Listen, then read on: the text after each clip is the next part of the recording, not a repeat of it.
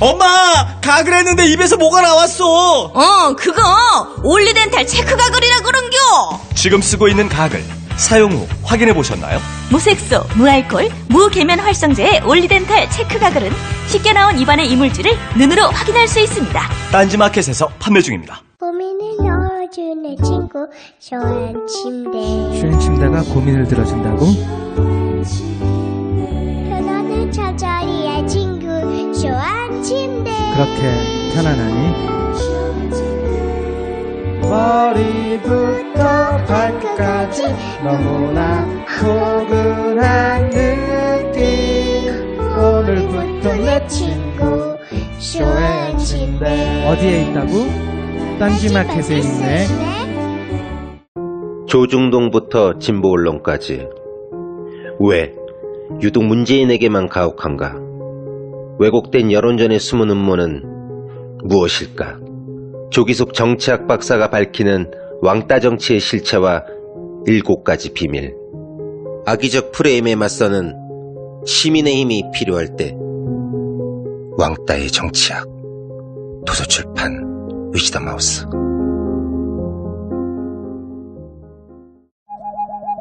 굶고 뛰고 땀 빼고 다 해봤다. 그래봐야 소용없었다. 다이어트는 결국 먹는 게 문제다! 동결건조 채소와 곡물, 단백질, 그리고 효소와 비타민, 미네랄로 만든 다이어트 전용 그린 스무디로 하루 한두 끼만 바꿔 드세요. 검색창에서 비타샵을 검색해주세요.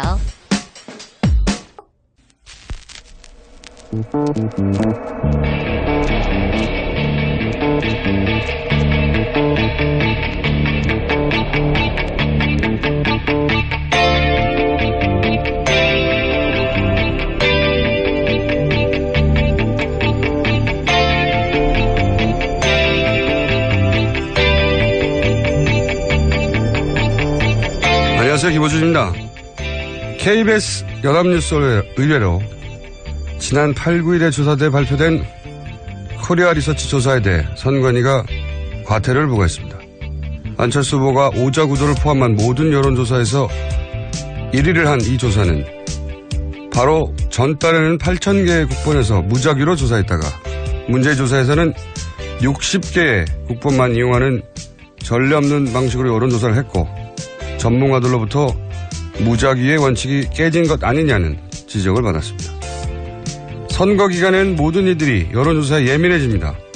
조사 기간에 단순한 실수나 나름의 기법을 무슨 의도가 있는 건 아닌지 의심을 가지고 바라보게 됩니다.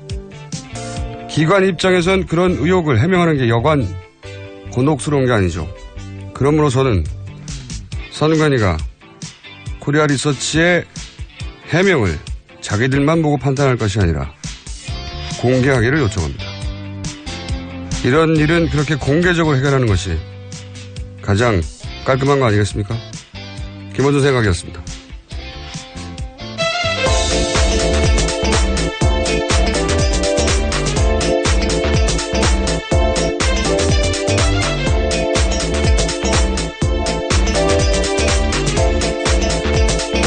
시사인의 김우기입니다.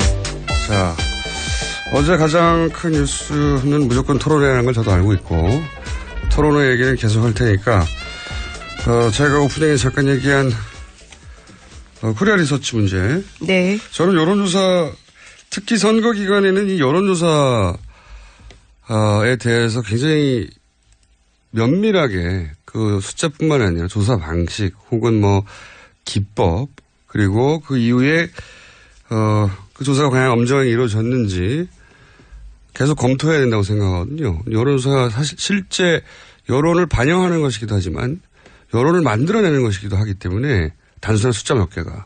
그리고 요즘처럼 포털을 통해서 그 숫자가 전 국민에게 빠른 시간 내에 광범위하게 퍼질 때는 단순히 여론조사를 넘어섭니다. 이게. 그래서 발표된 이후에도 꼼꼼하게 과연 제대로 된 것인지 룰을 지킨 것인지 검증하고 그래서 다시는 실수도 없고 의도도 없어지는 그런 방향으로 가야 한다고 생각하기 때문에 저는 여론조사 발표는 조금만 이상해도 그냥 확인해야 된다. 이런 의미에서 이 문제를 대선이 끝난 다음에도 계속 짚어야 된다고 저는 생각하거든요. 네, 그런 취지 때문에 선거여론조사심의위원회가 이제는 모든 여론조사 결과를 공개하도록 되어 있습니다. 그런데 이번에 코리아 리서치 같은 경우에는 홈페이지에 올렸던 내용과 실제로 했던 게 좀 다르다라는 부분 때문에요. 과태료 1,500만 원 부과하게 된 겁니다. 이게 이제 문제거든요. 그러니까 원래 여론조사를 하고 나면 그 기법 자체 혹은 사용됐던 샘플 그 수치를 정확하게 공개하게 돼 있어요. 근데 이제 정확한 해명이 안 나왔는데 왜냐면 자료가 공개되지 않았기 때문에 이제 언론 보도에 따르면 일부 보도에 따르면 문제가 됐던 것이 그렇게 공개한 것과 실제로 사용한 숫자 사이에 차이가 있다는 거잖아요. 그렇죠. 예. 그게 어떻게 차이가 있는지 모르기 때문에 저는 그것은 선관위에서 몇 명의 전문위원들만 볼 게 아니라 공개적으로 오픈하고 왜냐하면 세상에는 샘플링 전문가가 많습니다. 예. 그 해명이 충분했는데도 과태료가 나왔을 수도 있고 거꾸로 그 해명은 단순 실수가 아닌데도 과태료로 끝난 것일 수도 있거든요.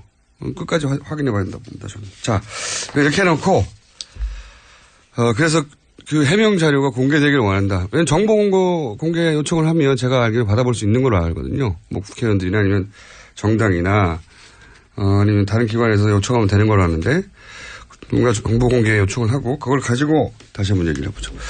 이제 나머지는 토론회 얘기를 해볼까요? 네. 어제 토론회를 다 보셨어요? 네, 중간부터 봤습니다. 저도 진행하는 방송이 저녁 때 하나 있어가지고 처음부터 끝까지는 못 봤는데 일단 총평부터 하자면 어떠셨어요? 어제 1대4 구도가 펼쳐졌던 1대4. 거는 뭐 부인할 수 없는 사실인 것 같습니다. 그런 보도도 많았고요. 네.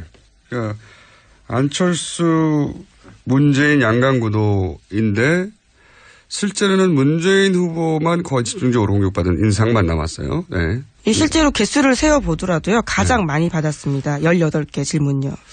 제가 어제 총평을 하자면 중반부터 오긴 했지만 그 이후 그 전도 뭐 크게 다르지 않았을 거라고 전제하고 보자면 형식이 내용을 지배하는구나. 저는 부정적 의미에서. 네.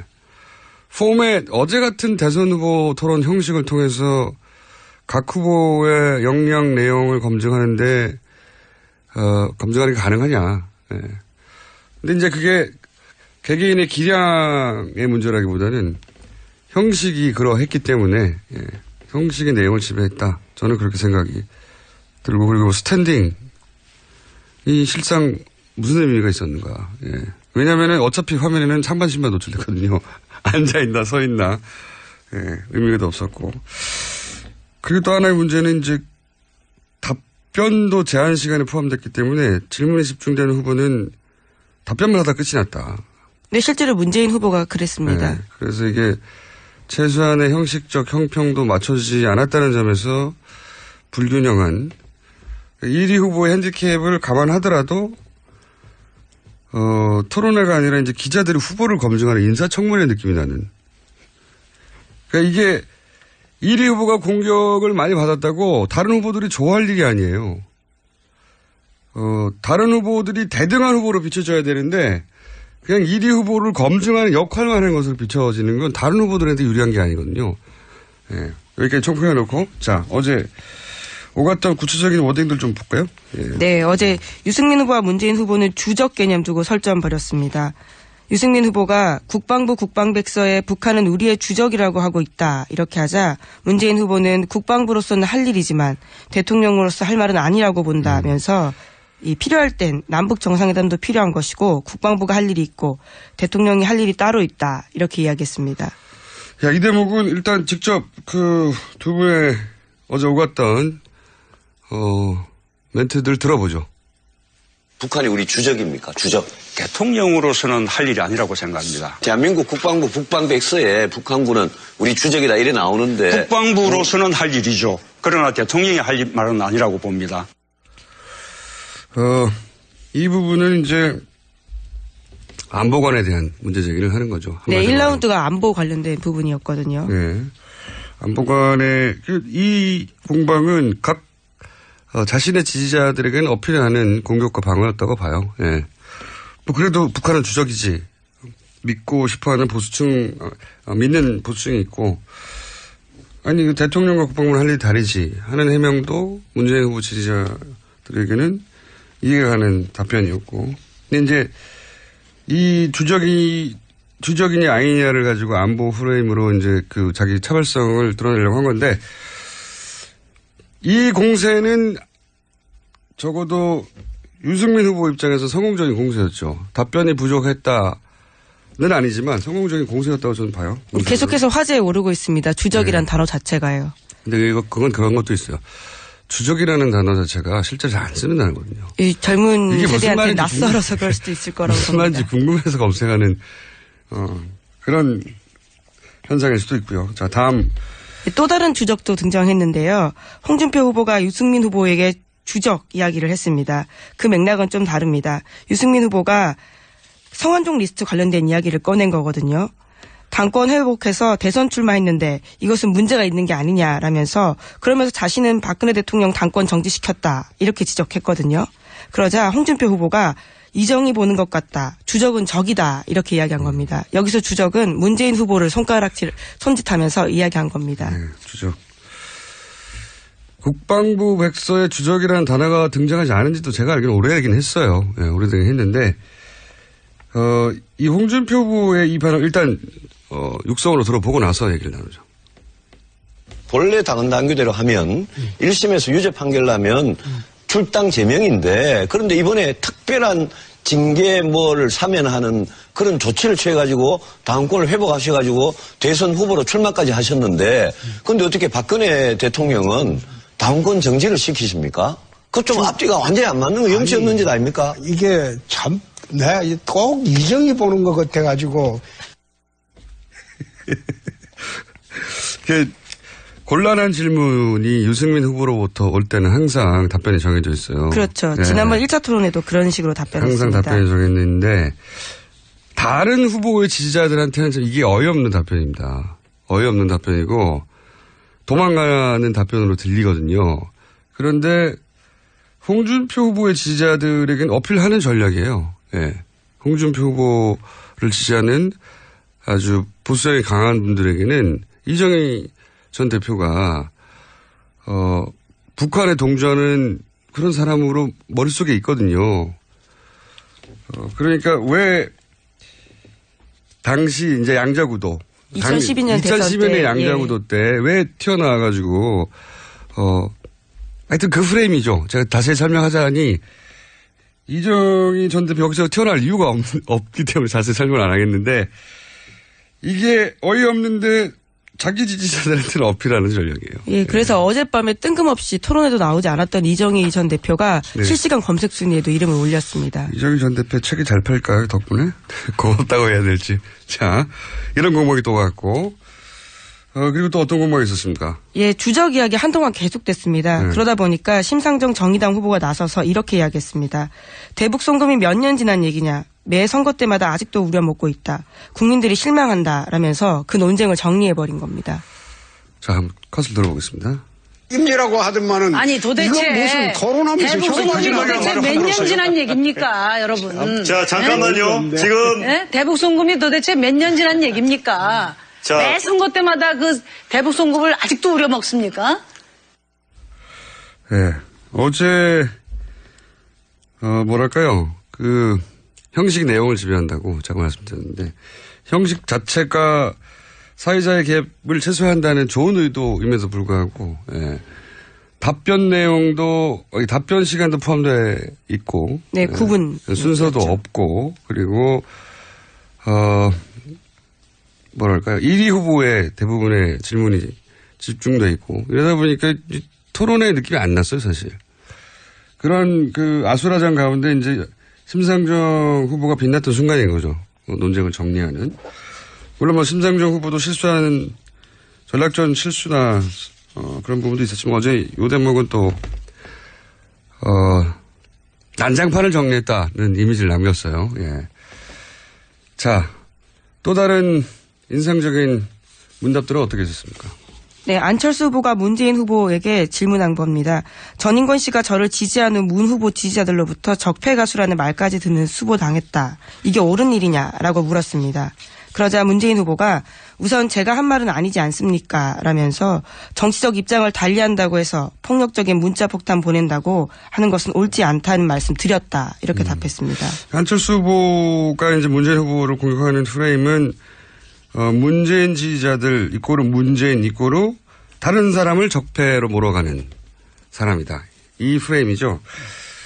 그래서 이제 거기에 해당되는 케이스라고 보고 이제 또 한 번 공격을 한 건데, 근데 저는 자꾸 이제 포맷을 얘기할 수밖에 없는데, 집중 공격을 받은 문재인 후보가 모든 대응을 잘했다고 볼 수 없거든요, 어제. 말을 명쾌하게 또 빠르게 대응하지 못한 부분도 있어요. 근데 문재인 후보가 못한 부분을 다른 누군가가 받아가지도 못하는 포맷이에요. 이게. 누가 못했으면 누가 잘했고 이게 드러나야 되잖아요. 그래서 그 이익을 가져가기도 해야 되는데 어제 토론회는 아무도 이득을 못 가져갔어요, 사실은. 예.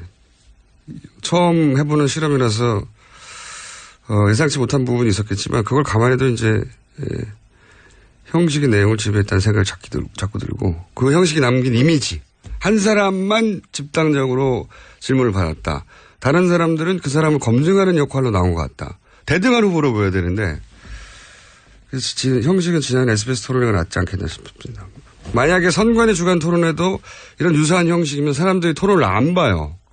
현재로서 자유 토론으로 정했습니다. 네. 자유 토론회 하더라도 이제 미세한 룰의 조정이 있어야 될 것 같고 지금 같은 형식이면 모두를 짜증나게 하기 때문에 토론회를 안 봅니다.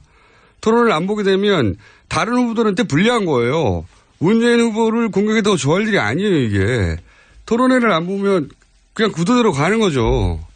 토론회가 그나마 남아있는 영향을 미칠 수 있는 변수인데, 하여튼 좀 답답했어요, 저는. 자, 다른 또 어떤 멘트들이 오갔습니까?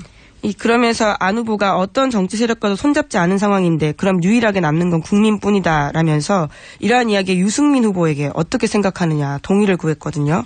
그러니까 유승민 후보는 지금 저한테 묻는 거냐면서 문 후보를 디스하면서 이렇게 꼬집었습니다. 또 거기에 문 후보도 끼어들어서요. 유 후보한테 대신해서 답 좀 잘해달라 이렇게 이야기하기도 했습니다. 좀 들어보겠습니다. 문재인 후보께서 국민을 적폐 세력이라고 말을 하고 있다. 저는 그 해석밖에는 할 수가 없습니다. 헛개비가 있는 것도 아니지 않습니까? 거기에 대해서 어떻게 생각하십니까? 지금 제목 물으시는 거예요? 예, 예. 대신 좀 답 좀 잘해 주십시오. 드물게 빵 터진 순간이었습니다.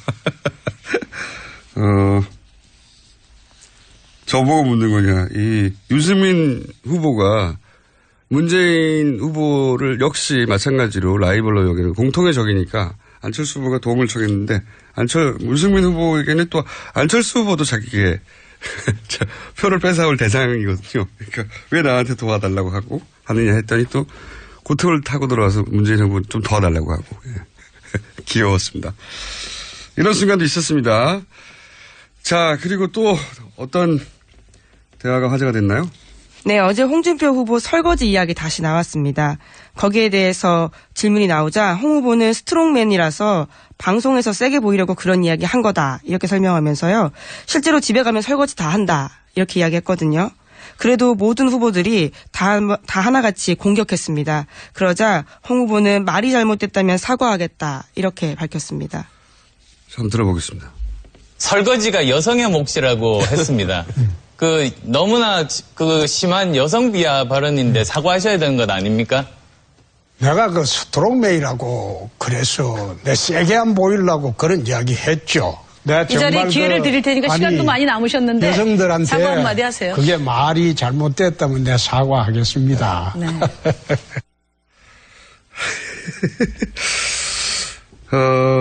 저는 이 공격을 한 분이 포인트를 못 얻어가고, 왜냐면 너무나 당연한 거였거든요. 예. 그런데 그 공격을 이렇게 넘어간 홍 후보가 이럴 뻔한 점수를 지켰다. 저는 이렇게 평가하는데, 물론,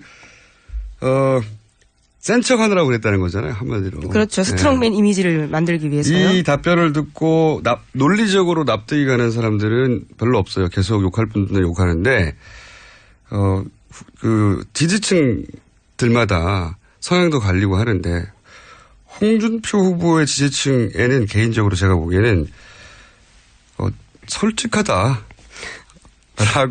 홍준표 후보, 왜냐하면 개인도 이런 실수나 어거지나 부리기도 하거든요. 예. 물론 빨래 안 하고 밥솥 안 여는 게 스트롱맨 이미지를 만드는 건 아니라고 논리적으로는 어제 이야기를 하죠. 논리적으로는 이건 답변이 충분하지 않은데 정서적으로는 마음이 와닿는 거예요. 저는 전문가분들이 이제 유승민 심상정 후보 토론을 잘했다 평가 또 이제 있는데 대선 후보가 토론을 잘했다고 평가를 받으려면 토론 그 자체를 잘한 건 중요하지가 않아요. 이게 토론 경진대회가 아니잖아요.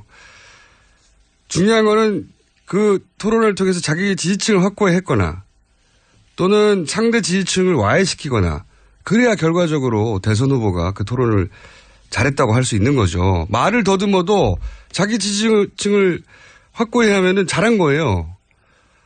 그리고 아무리 말을 잘해도 말은 잘했는데 재수없다. 그러면 토론을 내용은 좋지만 잘못한 거예요. 토론회가 말경진대회가 아니에요, 이게.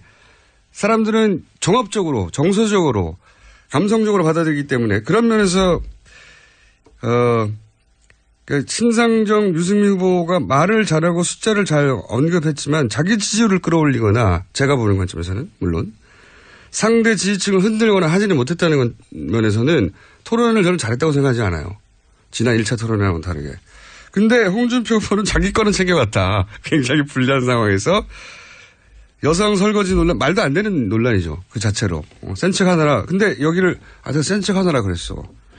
공감하시는 건가요? 아니, 그런 반응이 나오는 건 이 토론회를 받아들이는 사람들의 정서적인 반응을 이해 못 하는 거예요. 말은 잘못했어요. 잘했다는 게 아니에요. 하지만 어필하는 거는 또 다른 얘기예요. 그래, 잘못했지. 근데 솔직하네. 이런 반응이 자기 지지층에서는 나올 수 있는 어필을 했다는 거예요. 이거를 그래서 말을 잘했다는 거냐라고 논리적으로 따지는 거는 의미가 없어요. 이 대선 토론회에서는. 그런 관점에서 홍준표 후보는 자기 걸 챙겨갔다는 겁니다. 그리고 말 나온 김에 이제 시간이 다 됐으니까. 전반적으로 후보들이 자기 지지층 분석을 잘못하고 나온 것 같다는 생각을 저는 하는 게 이제 토론회는 아까 말씀드렸지만 토론회는 결국 자기 지지층을 확보해야 하거나 남의 지지층을 흔들어야 되잖아요. 그렇죠? 그래서 표가 자기는 넣어야 될 거 아닙니까? 그렇지 않은 토론회는 말을 아무리 새끈하게 잘해도 의미가 없는 거예요. 토론 경진대회가 아니기 때문에 학생들의. 그런데 예를 들어서 유승민 후보는 홍준표 후보하고 대립각을 원하잖아요. 계속. 내가 보수의 적자라고. 그런데 그 지지층 분석을 보면 홍준표 후보에게서 유승민 후보에게로 갈 표가 없어요. 거의. 그 지지층으로 보자면 분석을. 그냥 상식적인 수준에서는 보수 후보로 묶이니까 지지층이 겹쳐서 가져갈 표가 많은 것 같지만 아니에요. 표 분석을 해보면 유승민 후보의 표는 상당 부분 안철수 후보에게 가 있어요. 문재인 후보에게도 일정 정도 가 있고. 그러니까 토론을 잘한다는 게 자기가 생각한 상대방을 두드려 패는 게 아니거든요. 예를 들어서 안 후보는 문 후보로부터 뺏어야 되고 문 후보도 역시 안 후보로부터 뺏어야 되고 겹치는 부분이 있습니다. 심 후보는 문 후보가 겹치는데 이 표는 문재인 후보를 공격해서 얻을 수 있는 표가 아니에요. 오히려 문재인 후보 당선 가능성이 높아져야 자신에게 올 표예요. 그러니까 후보층은 겹치는데 지지층은 겹치는데 그 표는 거꾸로 안철수 후보를 공격해서 문재인 후보 당선 가능성이 높아야 심상정 후보에게 쿠션으로 돌아오는 표란 말이죠. 표 분석이 제대로 안 됐어요. 보면 공격을 할 때 이분들이 일단 무조건 다 문 후보를 공격하는데 이렇게 되면은 문 후보가 불리할 것 같죠. 아니에요. 이러면은 문 후보 지지자들은 억울해가지고 결집합니다. 그리고 나머지 후보의 지지자들은 기억에 남는 게 없어요. 이상한 토론회였어요. 전 어제 보면서. 그리고 이렇게 토론회 계속 가면 토론회 안 본다.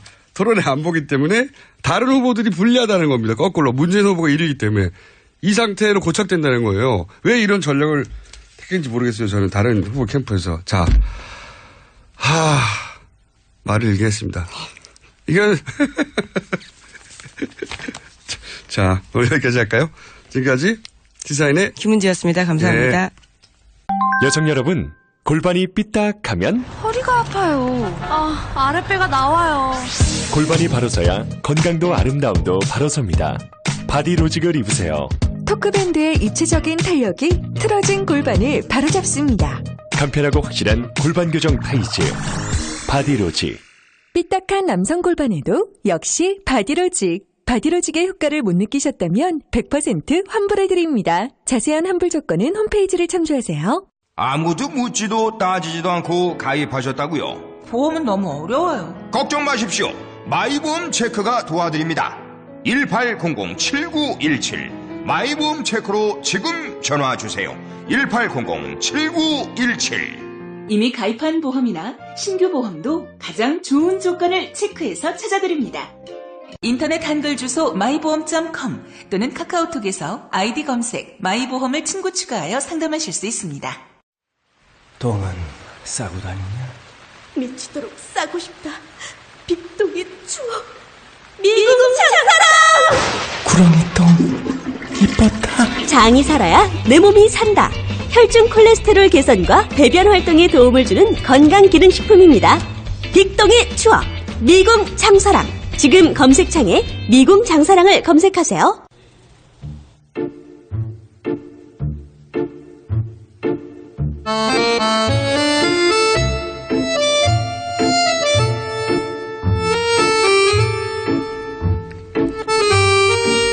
자, 전통의 코너입니다. 저희 뉴스공장의 역사와 함께한 코너. 네. 바른정당의 김성태 의원 나오셨습니다. 예, 안녕하세요. 김성태입니다. 더불어민주당의 안민석 의원 나오셨습니다. 네, 조기 대선 기획자로 지목된 안민석 의원입니다. 대선 기획자. 내부자 둘.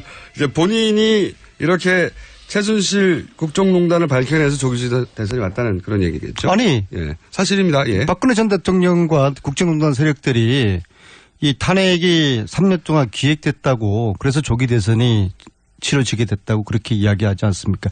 야당 중진 의원이 기획했다. 김성태 의원님, 그 야당 중진 의원이 누굽니까? 김성태 의원입니까? 지난 2014년부터 안민석 의원이 국회 국정조사를 비롯한 대정부 질의를 통해서 정윤의 최순실의 딸 정유라의 2대 부정 입학 문제를 그때부터 이제 의혹을 제기한 게 지금 이 종착역까지 온 그렇죠. 거죠. 근데 제가 기획을 했다 그러면은 제가 뭐 그건 사실이죠. 신도 아니고 이걸 제가 어떻게 기획을 하겠습니까? 최초로 발굴한 분이 맞죠. 네.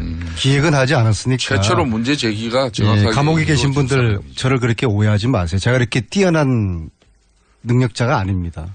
자, 안민석 의원님. 네. 지난 거의 6개월 가까이 안민석 의원님이 최순실 게이트에 얼마나 큰 공이 있었는지는 저희가 여러 차례 확인했고. 그렇습니다. 네, 저희 칭찬도 해드리고 본인 자랑도 했고 언론도 격차됐고 다 알고 있습니다. 다 알고 있기 때문에 그래도 중간중간 하실 거죠. 하실 건가 봅니다. 답이 없는 거니까. 본론에 들어가죠. 본론으로 들어가서. 일단 어제 토론회는 두 분 어떻게 보셨습니까? 대통령 후보 TV 토론회가 뭐 역사상 처음 스탠딩 토론 형식으로 어제 진행됐지 않습니까? 네. 그렇지만 이 객식과 각종 제안을 갖다가 너무 많이 부여하니까 이 스탠딩 토론의 어떤 본질이 제대로 국민들에게 시청자들에게 이렇게 반영되지는 않았다고 봐요. 그렇지만은 아무래도 바른정당의 경선 토론 방식을 처음으로 이렇게 이제 적용했다는 것은 뭐 그런 측면에서 바른정당은 자부심을 가지고 역시 스탠딩 토론에 이렇게 이제 훈련이 된 유승민 후보가 지금 유승민의 재발견이라는 이야기가 나올 정도로 역시 어제도 차분하고 일관되게 토론을 주도했죠. 또 그 내용은 정확한 이렇게 데이터에 기반한 논리를 제시했고 또 한편으로는 본인의 답변은 명쾌했어요. 또 상대에게는 송곳 같은 그런 질문을 날렸죠. 말 그대로 군계 일학이었습니다. 그런데 다만 이 토론 잘하는 순서가 지지율의 역순이라는 게 가장 참 아이러니하고 안타까울 따름이죠. 당연히 이제 그 바른정당의 의원님으로 바른정당의 후보를 가장 먼저 칭찬하는 건 당연한데 그러면 유승민 후보를 제외하고 토론회를 잘했다 못했다기보다는 토론회로부터 가장 이득을 챙겨간 사람이 누굴까요? 좀 다른 얘기거든요. 그건 제가 말씀드려 볼까요? 가장 큰 이득을 본 사람은 역시 안민석 홍준표. 왜냐하면은 철저한 자기 실리를 챙겼고 자기 존재감을 지지자들에게 부각시켜줬고요. 근데 저는 이 평가 관점을 이강구도를 형성하고 있는 문재인 안철수 요 관점에서 제가 좀 평가해 보려고 하는데요. 일단 문재인 관점에서 보면은 철저하게 1대4 기울어진 문재인 청문회와 같은 그런 토론회였다. 이제 그런 생각을 합니다. 거의 20개 질문을 집중적으로 받았기 때문에 이게 답변의 시간을 할애하느라고 시간 총량제였지 않습니까? 문재인 후보는 자신의 질문을 타 후보들에게 할 시간이 부족을 했어요. 그렇죠. 그러니까 토론에 구조적인 좀 문제가 있었던 것 같아요. 반면에 질문 받지 않는 후보는 공세적 질문을 계속적으로 하고 자기 홍보를 하는 토론 방식이 개선되어야 될 것 같고요. 특히 시간 총량제 이거는 획기적으로 바뀌어줘야 될 것 같고요. 반면에 안철수 후보 같은 경우에는 안철수에게는 굉장히 관대한 그런 분위기였다. 지금 현재 문제되고 있는 유치원 이야기라든지 1+1 그 교수 특혜 임용 이런 것들은 아예 언급이 되지 않았어요. 특히 저는 어제 한 가지 아쉬운 질문 하나가 있는데요. 지난 제가 잠시 언급했지만은 국정감사에서 교문위 국정감사에서 국정농단 관련된 언급을 단 한 차례도 하지 않은 것에 대해서 이 질문이 왜 빠졌는가. 그 속기록을 분석을 며칠 동안을 저희 의원실에서 했는데요. 이 웃을 일이 아닙니다. 공장장님. 국정농단 관련해가지고 교문위 국정감사 기간 동안에 국정농단 관련된 언급이 의원들이 총 1517 1517회 언급이 있었어요. 그 야당 의원들이 15분이거든요. 야당 의원들 평균 그러면은 몇 회씩 했습니까? 100회 한 거 아닙니까? 안철수 후보는 몇 회 했을 것 같습니까? 공장장님? 그러니까 안철수 후보가 이제 거기에 대해서 언급이 없었다고 계속 주장하시는 거죠. 일철 언급이 없었어요. 일철. 이 문제는 끈질긴 분입니다. 우리 그러니까 이 문제는 의원님한테 걸리면은 왜 국정농단 진실규명에 침묵했는지 이걸 어제 물어봤어야 되는 겁니다. 동료 야당 의원들은 전쟁에 나와서 총 들고 전쟁터에 나가서 아주 죽으라고 싸우고 있는데 안철수 의원은 왜 혼자서 가방 들고 도서관 가는 그런 자세 이것을 어제 물었어야 됐는데요.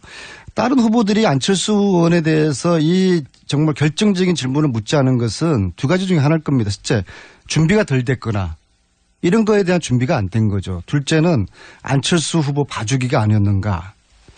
정말 저는 그렇게 묻고 싶습니다. 안철수의 미래는 정의가 없는 미래가 아닌가. 그런데 안민석 의원님.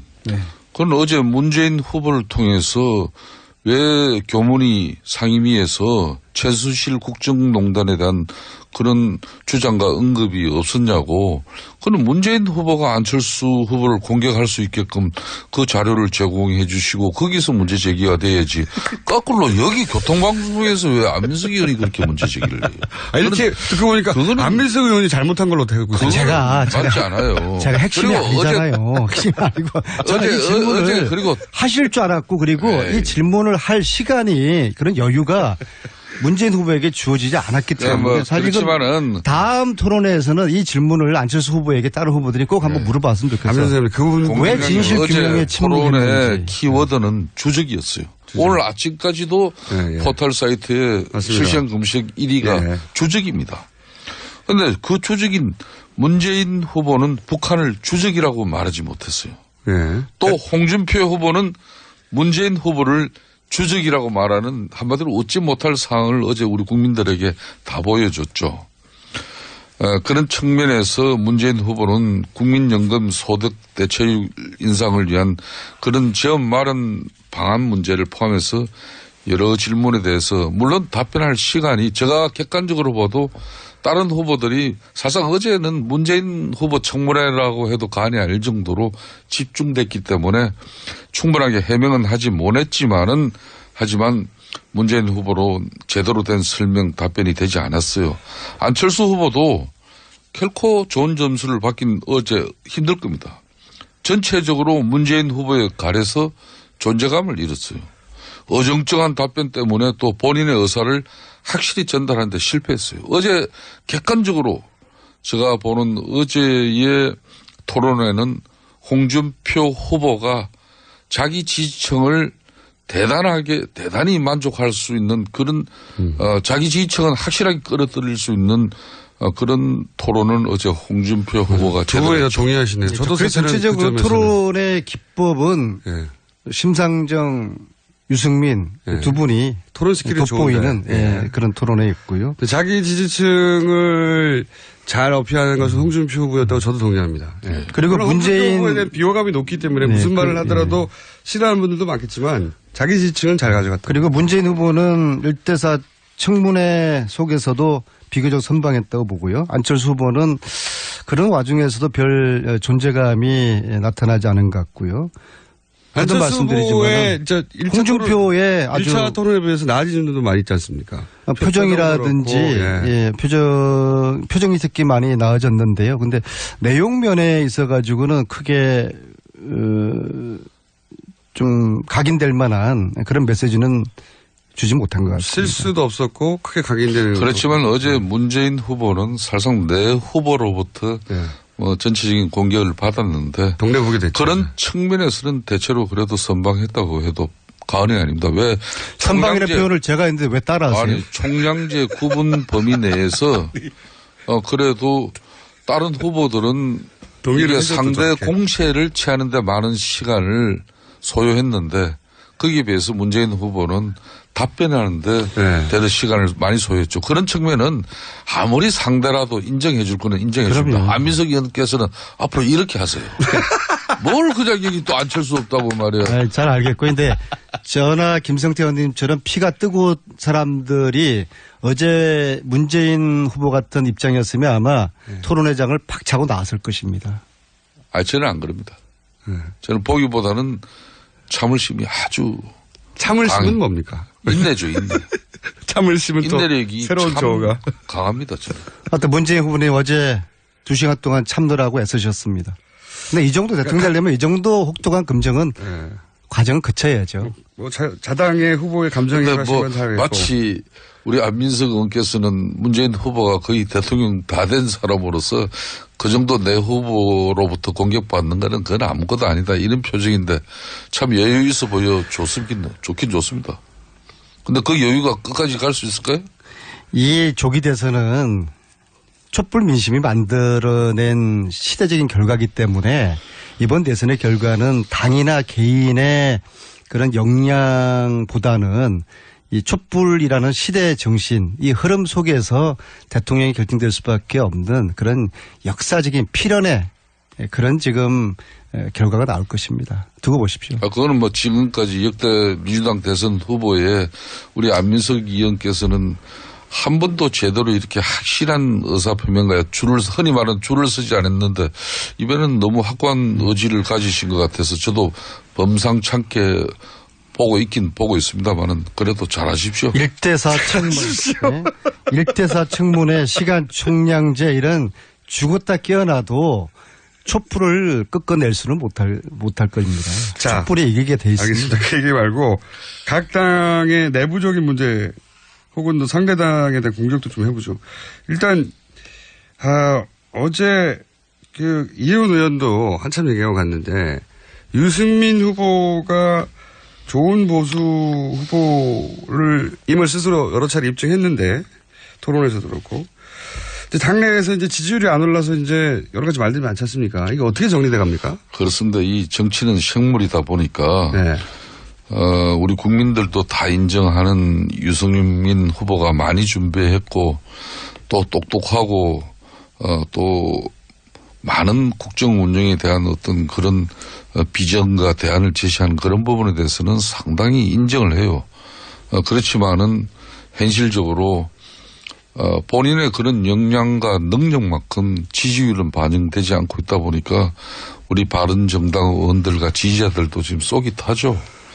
그렇지만 제대로 된 보수의 가치를 알리고 또 국민께 이해를 구하는 것도 우리 바른정당이 해야 될 그런 역할이라고 생각합니다. 그런 측면에서 대선은 어쨌든 간에 후보 중심, 선대위 중심으로 치르는 것이기 때문에 절대적으로 후보의 입장을 존중하고 또 후보가 앞으로 계속 이런 선전해 주길 바라는 마음이 간절하죠. 당내에서 이렇게 사퇴해야 한다는, 사실 그 시점이 넘어가긴 했어요. 그런 논의가 있을 수도 있는데, 조용히. 정치는 또 현실이고 하니까. 근데, 공식 선거운동 시작하려고 하는데, 바로 사퇴 얘기부터 당내에서 나왔다고 하니까, 그거는 이제 바른정당의 지지자가 아닌 분들도, 야, 저건 너무 심하다, 이렇게 얘기가 나왔잖아요. 실제 분위기가 어제 이혜원 의원은 전반적인 분위기는 그렇지 않고 몇몇만 그런 거다라고 그거요. 했는데. 제가 김성태 의원님 연구를 단연간 하지 않았습니까? 저분의 속마음은요. 아유, 유승민 후보 빨리 사퇴 안 하나? 이렇게 맞죠? 또 방송에서 선동을 하지 마세요. 그러니까. 속마음은 저러세요. 그리고 다수의 바른정당 의원님들의 마음이 아마 그러지 않을까 싶고요. 그래요? 그거는 근데 의원님이 바른정당을 어떻게 하십니까? 돌아가는 사정은. 아니, 바른정당 이야기를 여기저기 의원들 통해서 듣고 있고요.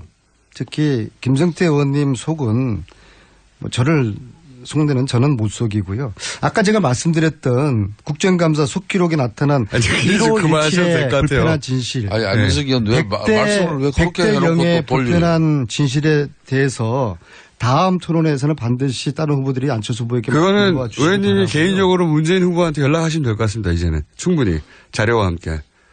충분히 전달해드리죠. 오늘 제가 볼 때는 제가 이 방송 꽤 오래 했지만 우리 김어준 공장장께서 상당히 이제 공정한 방송을 위해서 노력하시네. 이렇게 제지를 해줘야 돼요. 지금 바른정당 유승민 후보 이야기 하다가 징계 한번 먹더니 다 쫄아가지고. 네? 안철수 후보 그냥 놔뒀으면 또 안철수 후보 공격하는 그런. 아니, 공격이 아니라 이 불편한 진실에 대해서 다음 토론회 때 문재인 후보님뿐만 아니라 다른 후보들이 한번 확인을 한번 해보세요. 이것은 정치 지도자가 이 진실을 외면하고 이 불의를 못 본 척하는 거, 이것은 굉장히 심각한 것이죠. 저는 또 저런 생각도 듭니다. 보통 이제 똑같은 얘기를 반복하면 어느 순간 점점 지겹기, 아무리 올바른 얘기도 지겹기 시작하거든요. 네. 그래서 점점 지겨워지니까 더 하지 말라고 하는데 그걸 넘어섰잖아요. 그럼 항복을 하게 됩니다. 항복을 하게 되고 제가 이런 집요함으로 최순실 1000일 동안 쫓았지 그러니까 않습니까? 저런 어느 정도의 감탄에 이르게 돼요. 이렇게 끝까지 그래서 끝나지 않은 전쟁 책도 쓰지 않았습니까? 네, 알겠습니다. 그런데 아무튼 바른정당 같은 경우에는 이게 맹자 이야기를 저는 들려드리고 싶어요. 전쟁은 총칼로 하지만 정치는 명분으로 해라. 이게 맹자님 말씀이시거든요. 지금 유승민 후보가 지지율이 낮다고 해서 선거 비용 때문에 사퇴하는 것은 이건 정치공학적인 접근이고요. 명분이 없는 겁니다. 그리고 어제 토론회에서 유승민 후보는 완주하겠다고 국민들에게 선언했잖아요. 단 안철수 후보 입장에서 보면은 만약에 앞으로 수일 내에 양강 구도가 무너지고 문재인과 지지율 격차가 커지면 단일화 카드를 또 꺼낼 가능성도 있지 않을까. 요걸 좀 지켜봐야 될 것 같아요. 지금 이 아프시죠? 제가 잘 봤죠. 아니, 이번 조기 대선 판에 민주당의 그것도 가장 중추적인 인사인 안민석 의원이 참 우리 바른정당의 유승민 후보를 저렇게 끔찍하게 생각해주고 저렇게 참 많은 격려를 해주시는 것은 훌륭하신 후보잖아요. 저분 이야기를 끝까지 들어야 됩니다. 솔직히 안민석 의원도 좀 속이 없는 이야기 할 때는 좀 보면은 눈을 못 맞춰요. 눈이 좀 집중이 안 돼요. 눈동자가 집중이 안 되는 저분의 특성이 있는데. 그게 이렇게 읽힙니까? 당연히 읽었죠. 유승민 후보가 문재인 후보에게 덕이 되고 또 도움이 안 된다면은 저런 이야기 죽었다 깨나도 저런 걸 완주하는 게 문재인 후보에게 도움이 되니까 지금. 당연히 우리 유승민 후보가 완주하는데 문재인 후보의 당선을 위해서 적극적인 1등 공신이라는 걸 본인이 저렇게 이야기하는 거예요. 그게 다 읽힙니까? 다 읽히죠. 큰일 났다. 참, 우리 안민석 의원이나 저나 너무 솔직한 게 이제 흠이지 않습니까? 김성태 의원님이 역시 고수세요, 저보다. 의원님, 김성태 의원님. 그래서 바른정당은 어떻게 이 분위기가 정리됐습니까?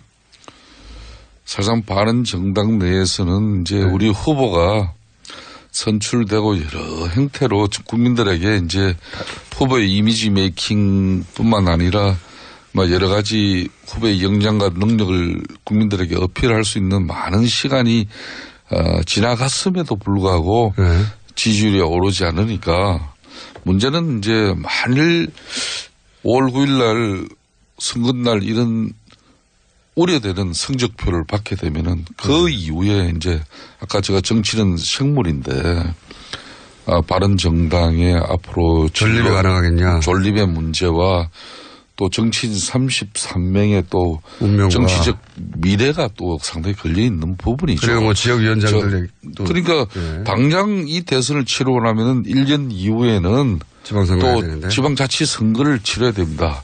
과연 우리 바른정당의 지방자치선거에 임할 수 있는 그런 후보들이 얼마나 몰리겠습니까? 그런 측면에서 우리는 이 낮은 지지율을 어떻게 하든 극복해서 그래도 완주를 한다면은 납득할 만한 성적표를 손에 쥐지 않으면은 우리 국민들도 그렇고 정치는 항상 결과만 가지고 이야기하지 나중에 가서 정말 좋은 후보 가지고 선전하고 훌륭했다. 이 평가가 계속 나올 수가 없어요. 그런 평가 주면 지지율도 좀 줘야죠. 지금 이 이상한 현상은 우리 후보 좋고 똑똑한 거는 다 인정하는데 지지를 안 해주고 있다는 거예요. 이거 참 희한한 일이에요. 이거. 힘드시죠 요즘? 힘들어요. 제가 말씀드린 맹자님의 그 말씀을 정치를 명분으로 하라. 앞으로 3주 후에 결과가 두려우시겠지만은 이럴수록 명분을 잃지 마세요. 예? 명분을 잃지 마세요. 문재인 후보는 이 대의와 원칙을 중시하는 이 왕권 정치를 하시는 분이에요. 요즘 많이 흔들리던데 보니까. 예? 사드 배치 반대하면 끝까지 반대해야지. 대선 앞두고 있으니까 물론 상황은 좀 변화됐습니다만은 지금 사드 배치할 수 있다 이렇게 나가는 건 문재인 후보의 변화 아닙니까? 그 변화 좋아요. 김성태 의원님 말씀은 이제 실리와 타협 이런 것을 좀 강조하는 이제 일종의 패권 정치거든요. 패권 정치는 나쁘다는 건 아니에요. 그러나 좀 다른 정치 스타일로 이제 왕권 정치가 원칙과 대의를 중시하는 그런 정치인데 제가 볼 때는 문재인 후보는 정치인으로서 이 패권보다는 왕도 정치를 그게 무슨 말입니까? 잘 이해해 보시는데 조금 전에 진심이 나왔어요. 왕권 정치는 나쁜 거 아니에요? 아니요. 왕권이나 왕도 정치. 원칙과 대의를 중시하는 그런 공장장님 왕권이나 패권이나 무슨 차이겠습니까? 저도 왕권 나쁜 거 조금 전에 이제 우리 선조들이 정치적인 논란의 과정에서 항상 왕도를 걷는 정치가 있었고 왕권이 아니라 왕도.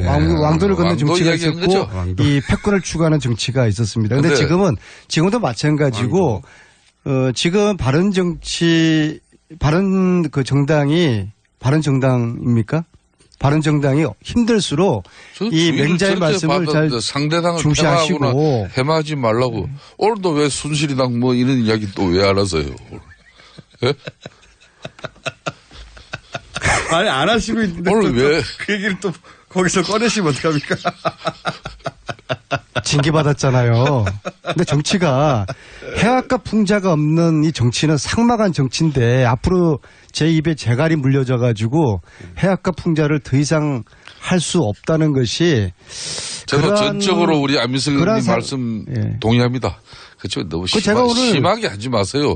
지난번에 박지 정당에 순실이 정당에 이 방송에 얼마나 그렇게 상대 정당을 폄하하고 혐오하는 발언을 냈으면 내가 고발했습니까? 오직 하면 언론중재위가 안민석 의원 이 방송에 부적절한 발언에 문제가 있다고 지적한 거 아니에요? 그건 이제 안철수 후보 측에서 고발을 해서 그런 징계가 나왔는데요. 제가 오늘 더듬거리지 않습니까? 그러니까. 이 해악을 못하게 하고 풍자를 못하게 하니까 이게 참 메마른 표현과 단어밖에 선택을 하지 못하는 자기 검열을 제가 당하고 있어요. 예술가들이 당하는 자기 검열의 고통을 제가 오늘 이 아침에 당하고 있습니다. 자, 그러면은 유승민 후보는 이제 TK 벗어나서 수도권에 올인하는 걸로 전략을 바꿨죠. 이제. 그렇습니다. 좀 늦은 것 같긴 한데. 좀 사실상 이제 본격적인 대선 이제 운동 기간 이전에는 TK를 중심으로 한 보수의 적자가 되려고 많은 노력을 기울였지 않습니까? 그런 만큼 이제 본인이 잘할 수 있는 특히 수도권의 취약계층, 비정규직이나 이런 사회적 소외 취약계층을 아우러내는 그런 대선 행보를 함으로써 알겠습니다. 서민 그리고 경제 대통령이 되겠다는 확고한 의지를 보이고 있습니다. 김성태, 안민석 의원이었습니다. 감사합니다. 네, 감사합니다. 대단히 오늘